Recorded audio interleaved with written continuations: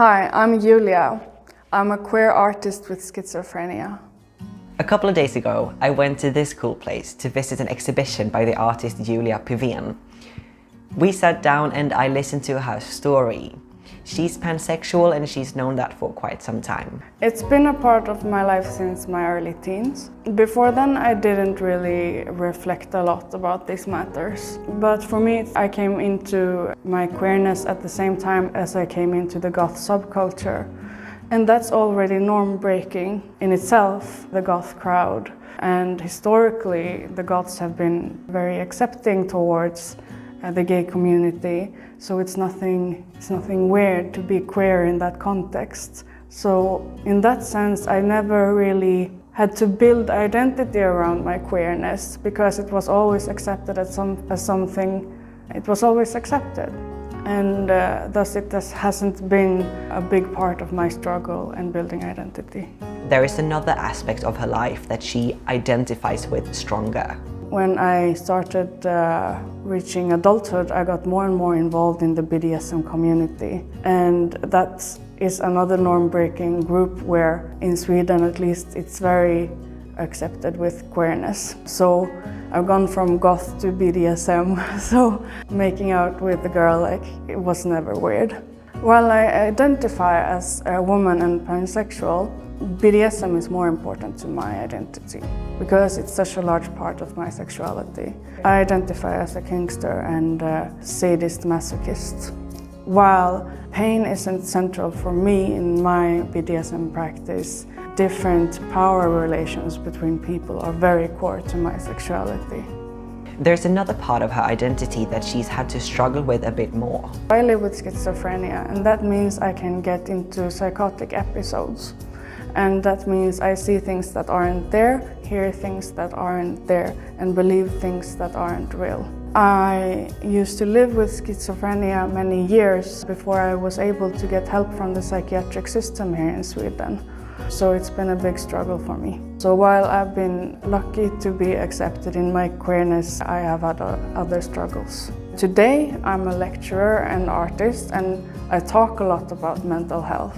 And I've been able to use my experiences as something that I can use for change. This is how Julia describes her art. I like colors a lot. I like oil painting the most. And I like combining the different pigments so that it's very explosive in color. So if I'm standing in front of only a blank canvas and I have my palette and my brush, I typically at this stage don't already know what to paint. It comes exactly when the brush touches the canvas. That's when I know, okay, this is what it's going to be like. I don't have it drawn up in my head before. I've been able to keep it like that most of the time throughout my artistic practice. And it's been since 2014 now. So I've been an artist for 8 years actively. And I've exhibited art about 35 times now, so this is the 35th exhibition. Even though I've done it so much, I never had to compromise with the joy of creating. That's what makes my art good, I think. It's because I have a lot of fun while painting. There's one thing that people believe when it comes to mental health and art that she doesn't agree with. It's interesting because a lot of people have these preconceptions about creativity and madness and being non-conforming, that these are somehow tied together because you associate them. I try not to answer the typical questions that are, well, if you're mad, then at least you are artistic. Some people think that creativity is the reward for being, well, insane, but I don't like the way of seeing things that way. I can't argue with that there is a correlation between creativity and mental health issues, because there is. They just haven't found out exactly how it works quite yet. I think it helps to be norm-breaking in some senses and have other norm-breaking qualities to your identity, because once you're outside, it's freedom and you get to be yourself entirely. Apart from her art, she also expresses her creativity in other ways. I've also written a book. It's called Hysterikan, and that's Swedish for the hysterical. It's kind of been used throughout the ages as a word for women who don't accept what everybody's throwing at them. So while we stopped burning witches, we started locking women into hospitals because of psychiatric reasons. And the history of the psychiatric wards is awful. It's terrible what they put patients through, both men and women. But that's what the title comes from, the word for a hysteric woman. It's an autobiography and it has a lot of art in it. And I tell the story about how it's been from 18 years and up until now to live with psychosis without anybody believing me that I was being psychotic. So I've gone through paranoid situations and really scary nightmarish stuff. And the psychiatric doctors didn't believe me that I was experiencing it. So that's what I've been writing about, and now I've published this book. And she finds it important to write and make art about these things.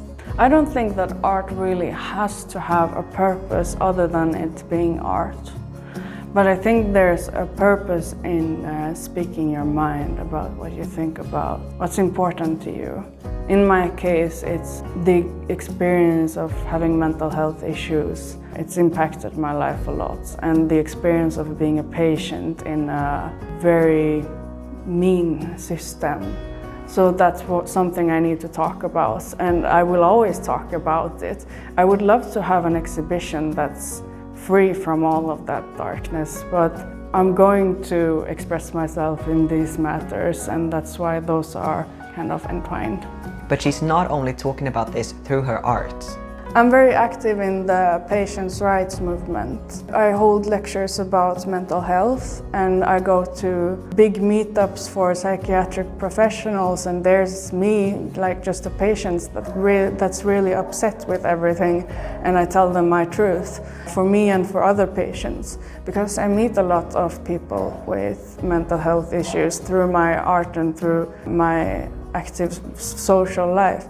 It's weird, I'm very socially awkward, but I meet so many people. It's kind of hard to keep track of everybody sometimes. But yeah, a lot of people with their own mental health issues. And sadly, I've had to stop being the person that's always open to talk. When I was 19, I made a suicide attempt. And when I woke up after that suicide attempt, I promised myself that I should be not the burden for others, I should be someone that others can rely on. And so I started building myself up over the years, a lot through art and through organizations that has to do with art and educating myself. And I became a volunteer at the suicide chat line, and people started reaching out to me, and I wanted to be there for all of them. It's just that if you want to be there for everybody, you get burnt out. So I've had to say more often these days that you can find help here, but I'm sorry, I can't be there for you right now. Because it's like people don't trust the system, and I understand that.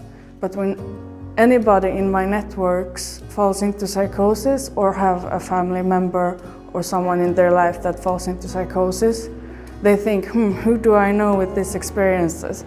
And I'm very open about it. So they call me and write to me. And I think that's a nice thing. I wish there was more of me. And lastly, Julia wants to send a message to anyone who hasn't been treated well by the system. In my experience, I had to realize that the system is wrong in order to start healing. So I would like to say to people who have been victims of a system in this society that it's a good thing to break free of that and stand on your own and find your own family, as I have luckily done, and I wish that for you as well.